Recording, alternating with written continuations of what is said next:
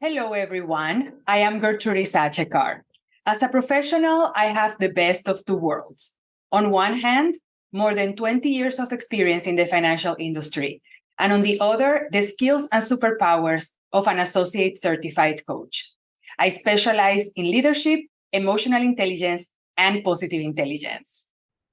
Today, we are going to talk about breaking free and how to overcome the prison of perfectionism.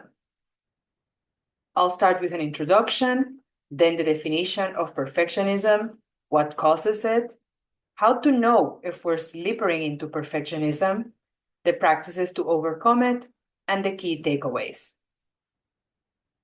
How much time and energy have you wasted in trying to be perfect and do everything perfectly? I have wasted so much.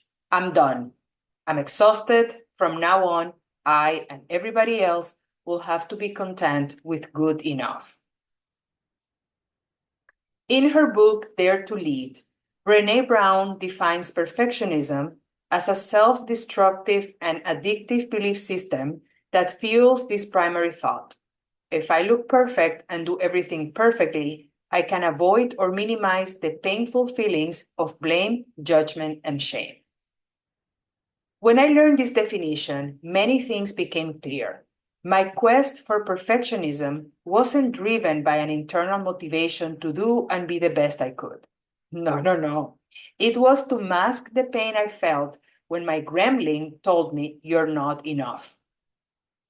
In the book, Brené Brown explains how perfectionism is more about perception than internal motivation, and there is no way to control perception, no matter how much time and energy we spend trying. It is a never-ending vicious cycle. We strive with all our might for perfection, driven by what we think others consider perfect. There will always be someone who will find fault in what we do or in us, and we will once more strive for yet another measure of perfection. What causes perfectionism? One primary driver of perfectionism is our desire to avoid failure or harsh judgment, including self-judgment.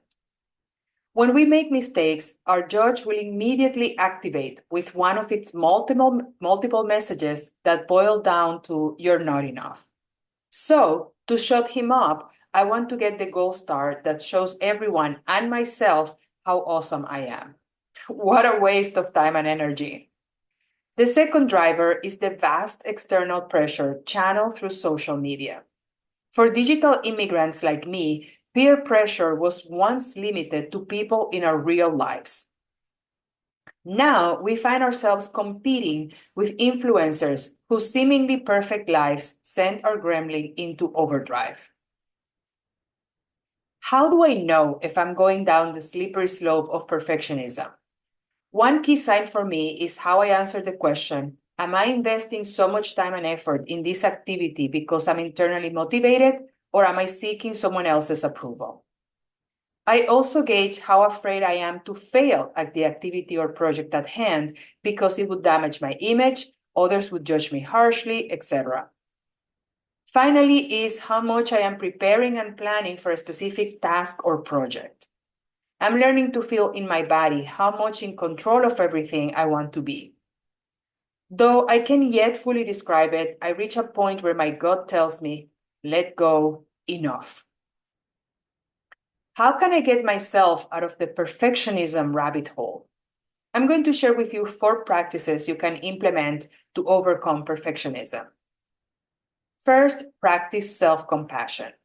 Because of our judge, we tend to be very harsh and cruel with ourselves. We say things to ourselves we would never say out loud to someone else unless we wanted to cause real and permanent damage. When kids are learning something new, we encourage them and repeatedly point out what they have done right. When they make mistakes, we lovingly correct them and console them when they get frustrated. So I started to do the same thing for myself. Every time I catch the judge telling me one of its many cruel messages, I stop and change the dialogue. If I were talking to my 5-year-old self, what would I tell her? Use kind and encouraging words for yourself. If the results were not what you expected, Take time to process the feelings, explore other alternatives, and try again. Second, adopt a growth mindset. The beauty of the growth mindset is that we free ourselves from knowing everything and from the limitations that we are only good at something specific. We now understand our learning styles. For example, if we want to learn how to bake a cake, we know there are YouTube tutorials, countless online recipes, and people in our network who can offer tips. The first attempt may or may not meet the expectations. Both outcomes are welcomed because they will inform the next iteration, and we will have more knowledge. Third, stop ruminating. When I learned about rumination in biology class, I thought it was one of the most disgusting things ever. And yet, we do it in our minds all the time. We constantly replay negative thoughts, fueling feelings of fear, anxiety, guilt, and shame. If we are not careful, we become obsessed with our flaws, spiraling into perfectionism. If the project is delayed, for example, we go over the never-ending list of mistakes we made along the way. Ruminating is different from learning from our actions and results so we can course correct. As we progress through the project, delays may teach us where to follow up more frequently, escalate earlier, or better gauge task completion times. We forgive ourselves, incorporate lessons learned, and try again. Last but not least, have a sense of humor. Laughter is the best medicine. There are thousands of comedians and stand-up comedy specials across many channels. If we pay attention to the content, most of them talk about serious topics like racism, marriage, breakups, inequality, addiction, or death. When I hear my gremlin coming at me with one of its many criticisms, first I give them a high nasal voice. Then I ask, "What took you so long?" And I say this phrase in multiple accents, attitudes, and intonations that I find funny.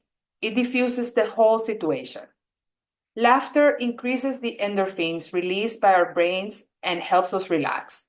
Lighten your mental load by laughing at yourself when you make a mistake or when your judge strikes. We can maintain high standards without falling into perfectionism. The key is to start with good enough, knowing you can use both expected and unexpected results to improve in the next iteration. Perfectionism is an excuse to not take action towards our goals. If we are always and constantly trying to be perfect, we will never get anything done.